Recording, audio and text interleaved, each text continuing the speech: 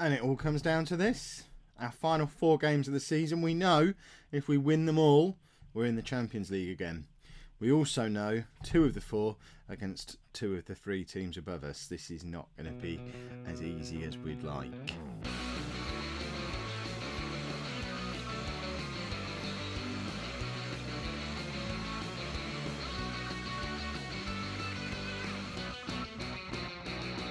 Hello and welcome to part 15 of the Milan mission. I'm Kev and it's a sort of 2-parter, I guess. We've got 4 games of the season left and we're playing 2 of them now, 2 of them tomorrow. You're going to see the whole run-in because it's about as tight a run-in as we've ever had. It's mental. This is the league table as it stands right now. So 4 games to go. We're in 4th place. Only the top 3 go into the Champions League. Top 2 are in automatically. 3rd place has to qualify. I think they go into the last qualifying round though, so it's not as if that's much of a hardship.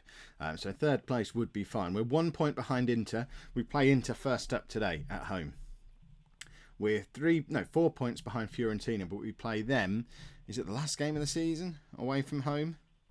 I think it is. Yeah, last day of the season we play Fiorentina away from home. We won the 2 games since we got knocked out of the Champions League by Manchester United.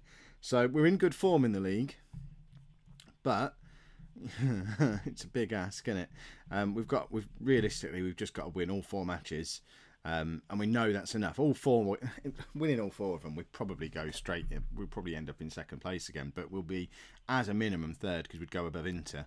We're going to lose some of them though, aren't we? And I bet it won't be the ones against Inter and Fiorentina because that's not how it works. We'll probably beat Inter and then lose these 2, so the last game against Fiorentina is irrelevant. But we've got to do part 1 of that first. We've got to beat Inter. We're going all out attack. We're at home. We know this system works at home. We beat Barcelona 4-0 at home with this system. Why would we not play it? So we've got Donnarumma in goal. Lazar, Romagnoli, Gomez and De Chilio as our back four with Camacho sat in front of them. Bertolacci and Poli are our midfield. And Honda is in behind Bacca and Luis Adriano. Niang will come on at some point. Adriano's not in great form. Bacca's not particularly fit. Well, he's fit-ish, but again, not in great form. Very tempted to start Niang, but I haven't. We are suffering from the fact that Bonaventura is injured. He's not going to be back, I don't think. So he's out for another 2 or 3 weeks. He might be back for the Fiorentina game. Why isn't Everton eligible? Because I might have played him in the under-20s. That was a bit stupid. Because he could have played in place of Honda, who has had that 1 good game and not been great since. Although, according to this, he's the form player of our front line. Don't play Everton for the under-20s, you idiot. Right, let's hope this is enough to get past Inter. Because if we don't win this game, my whole plan for doing the last 4 episodes... It's Jurgen Klopp, Inter manager. Oh no, Jurgen Klopp is Liverpool manager. Still, they want to sign Carlos Bacca. Yeah, put an offer in, little fella. Yeah, we don't want contract. Yeah, don't want to chat. Just want to get on with the game. Yeah, I've got this whole plan for. Oh, let's do it nice and exciting. Last 4 games, we'll do all of them as live comms. We go and lose this one, then the next 3 are going to be a bit anticlimactic, aren't they? In fact, if we lose this, I might just play the next 2 offline, come back for the Fiorentina game rather than stringing it out over 2 episodes. Who needs it stringing out, eh? Oh, come on, lads. It's just a couple of early goals, settle the nerves, because I feel queasy. I don't like this feeling at all. Right, Bacca, what can he do? Beats his man, but doesn't actually, because he comes back with a saving tackle. And Inter are in the ascendancy again. And Romagnoli comes into cover. Honda now, the second time of asking, finds Bacca. Back to Honda. Luis Adriano does beat a man. I mean, that wasn't even a shot, was it? He just sort of scuffed that into the keeper's hands. I want to know who Fiorentina are playing as well. Because the other thing at the back of my mind is Fiorentina might lose some games. But no one's playing today apart from us. So that ain't happening today, is it? Oh, I don't like this at all. I want us to be winning. This is horrible. This is not what Football Manager should do to the insides. My intestines feel all scrunched up and horrible. Ugh, where's my coffee? That's bound to help. Ugh. 0-0 at half time wasn't really part of the plan. But it looks like that's what's happening. We need to nick a goal from somewhere. We're just going to carry on as we are for now. Backer's looking very nervous. That's really handy for our captain to be looking really nervous. I've piled loads of pressure on him before the match, obviously. He's not going to stay on for much longer, though, if he doesn't do something. We've got Niang sat there, ready to come on. I think Niang's probably our top scorer this season now. No, I thought that had gone in. Donnarumma just turns it around the post. I was certain that had gone in. And one of the Gomez brothers heads clear. Don't even know which one it is that's playing today. Donnarumma collects from the cross as well. I think it's Gustavo. Big Gomez, we'll call him.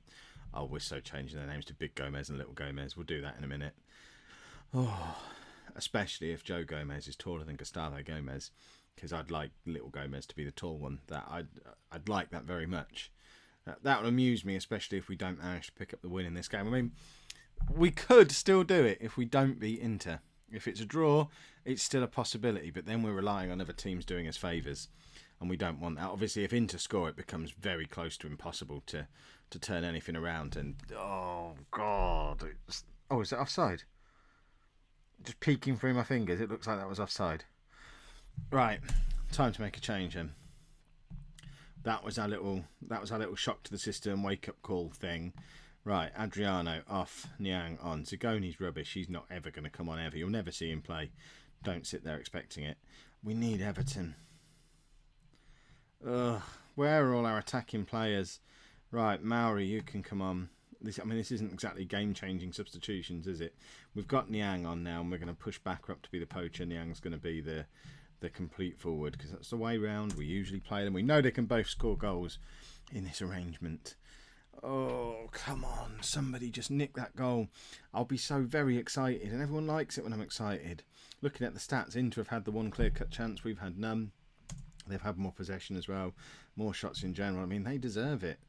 At the moment, we're not playing like a team who are trying to force their way into a Champions League spot. I think we're just shattered. We've had that Champions League run, and it's taken a lot out of us all emotionally. And yeah, we're just struggling a little bit now. Right, there's our Joe Gomez as an attacking substitution. I mean, why not? He might get a cross in, who knows? I've not played him at left back yet. This will be interesting. I could have brought a Batty on and moved Deschilio across. What am I thinking? My brain's just not working anymore. Right, Little Gomez across to Camacho. Camacho finds Deschilio. The substitution was genius. If we'd have moved Deschilio across, he wouldn't have been there to score. Gomez wouldn't have been taking the throw in. How important might this goal end up being? Goodness me. There you go. Little Gomez across to Camacho. And Camacho, what is Deschilio doing at that? I mean, why is he there? He's our right back. He has no business being there, and what a ridiculous situation we could be in, where the villain of the season so far could end up being the hero. Please keep this out. Right, Backer, just run with it. We should be switching to the defensive system. Little Gomez is, he's clear. He's going for it. Little Gomez crosses to Backer, and Honda's there. And the two villains have both scored, and Little Gomez has made them both. I said it wasn't an attacking substitution, but look at Joe Gomez go. He whips that cross in with his weaker foot. Backer should have scored, but Honda's there to tuck it away. We've beaten Inter. I know there's 2 minutes left, but I'm saying it. We have beaten Inter. We're up to third. If we just don't mess this up now, we're in the Champions League again, or at least the qualification rounds. Big Gomez heads clear. Wow, there you go. 2-0. Let's just sort these names out, because these names are sticking now. So set nickname. You are... Oh, hold on. Why is that not working? So, Big Gomez. And then we've got Little Gomez. Little Gomez. Brilliant. For me, that's more important than the win. My heart is thumping at the moment. That was ridiculous. But the important thing is, it is now in our hands. If we just keep winning, we're in the Champions League again. Let's go and not mess it up against Frosinone. Right, two bits of squad news before we get into today's game. Firstly, Honda has finally agreed a 1-year contract extension on reduced money. He's been refusing to discuss it all season, but after scoring one of the winning goals against Inter last week, he has agreed to, I think it's like 55 grand a week for a year. So we'll keep him around for another year, enjoy more Japanese shirt sales, and just give Everton another year to just develop into that player to compete in that position with him. And we've agreed with Carlos Bacca that if we don't qualify for the Champions League this season, we will sell him to Liverpool, because they're apparently in for him, and he says he'll give his all to try and get us there, but if we fail, we do have to let him go. Interesting developments on here. Fiorentina have played an extra game, and they didn't win it, I guess. I mean, I've just noticed that now while we're having this chat. So what did they do? What stupid thing did Fiorentina do? They've lost to Sampdoria and then only drew with Roma. In fact, they're finally having that collapse that we promised ourselves that they'd have. And their next two games were against us and Juventus. Fiorentina might actually combust. This is excellent news. A win today will put us into second place with 2 games still to go. It's getting exciting. This is the team that we're playing, so just a couple of changes. De Chilio moves over to left back and Makey comes back in at right back, and Niang comes in up front, I think, and Mauri comes in for Poli. But it's the same team. You know how we play now, especially now we're finally playing all right. Right, hopefully we're Frosinone. They're trying to stay in the division. So they're going to have everything to play for as well. But fingers crossed, with them being relegation candidates, we should have enough about us to do away with them and move ourselves up into that automatic Champions League qualification spot with 2 games to spare. That would be a wonderful and remarkable situation to get ourselves into. Please, please, please! I'm getting all sweaty now. Right, let's have a look. We need Inter's game on the latest ones. This is where we need this picture-in-picture thing I'm always talking about. We've won a penalty. We've won a rootin' penalty, everybody. Carlos Bacca, let's see if he really is going to be doing everything he can to get us into the Champions League, or whether his heart has already gone to Liverpool. If he misses this penalty, he's dead to me. Carlos Bacca lives, everybody. Right, no, we don't want latest updates. We want latest scores. We don't really need a replay of a penalty, do we? We've all seen penalties before, but here we go. We'll have a look. Oh, look, he took a penalty and scored it. Marvellous. Right, so Inter at home to Cagliari. And at the moment, 0-0 in that game. I mean, best scenario we could possibly hope for is we win this game that we're leading, and Inter somehow don't win their game. We're at Niang's in. It's 2-0 up before half-time. We're at Cagliari in the league. I mean, they're down there with Frosinone. You would expect Inter to be able to sort them out, unless they're combusting as well. I mean, remember, Fiorentina and Inter were a long way ahead of us 6 games ago. So they've both hit poor form just as we're finally hitting good form. I mean, 2-0 up before half-time. You'd like to think job done almost here today now. We just need to hold on at this point. Inter have gone 1-0 up in their game, so they're keeping it close, and Fiorentina must be seriously sweating. I mean, Juventus have wrapped up winning the league now, so they might give Fiorentina a break a little bit. I don't know who hates who in Italian football, but I would assume, if it's anything like how football everywhere else works, Juventus probably don't like AC Milan or Inter Milan very much, whereas they might be indifferent to Fiorentina. That would be my thoughts. Just as historically bigger clubs and a smaller club. I don't know. What do I know, eh? But yeah, I mean, Fiorentina could just keep losing games now, and it could just finish the same top 3 as last year. It could be us and Inter both squeezing through into the Champions League. And old Mystic Kev from way back, like 8 games into the season, saying, don't worry that Fiorentina are up there. They won't see it out. I mean, look, I'm out finding the clips and prove myself to be a genius.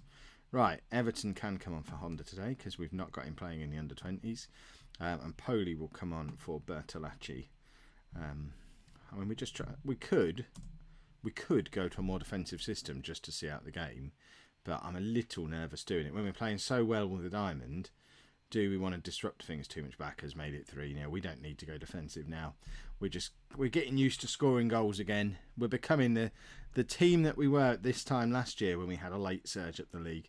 I mean, both seasons we've had with AC Milan so far have been kind of the reverse of every season we ever had in England in non-league to legends. We'd always start well and then be really hanging on at the end.